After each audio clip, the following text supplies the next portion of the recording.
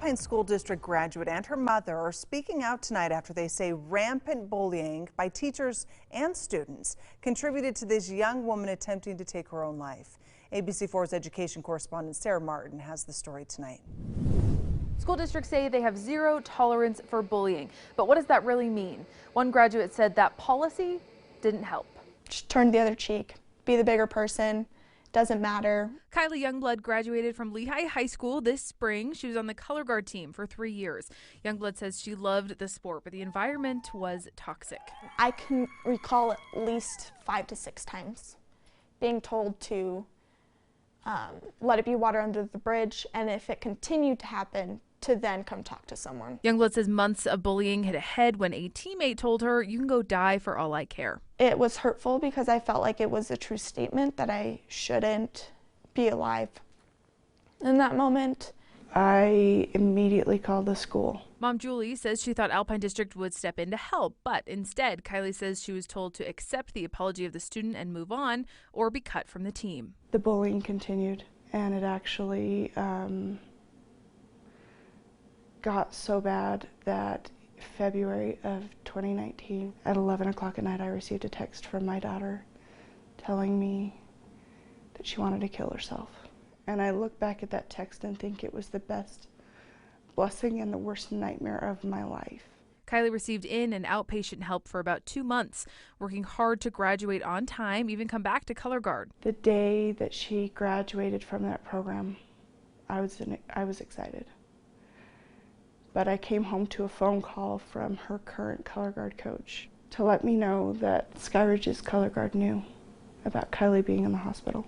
Jenny Lynn Meek was the coach who, Julie was told, decided to use Kylie as an example. This coach felt the need to tell her team that at least they weren't as bad as Lehigh, who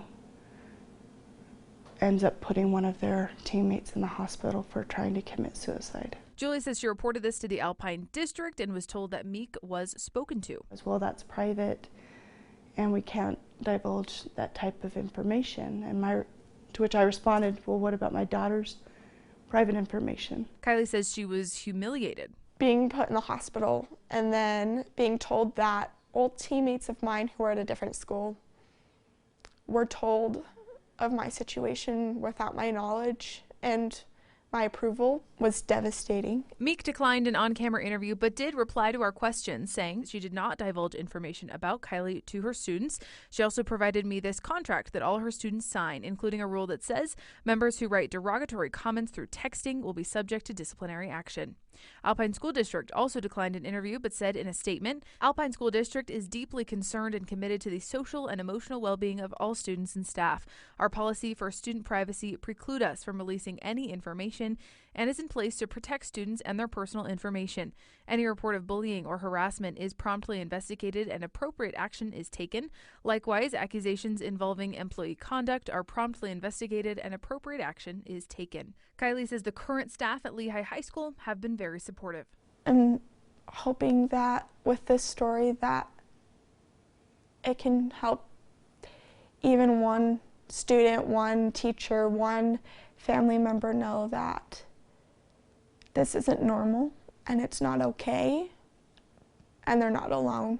We asked the Alpine District what training is in place for teachers who encounter bullying and what the best method is for students and parents to report instances of bullying. We did not receive a response. Reporting from the newsroom, I'm Sarah Martin, ABC4 News.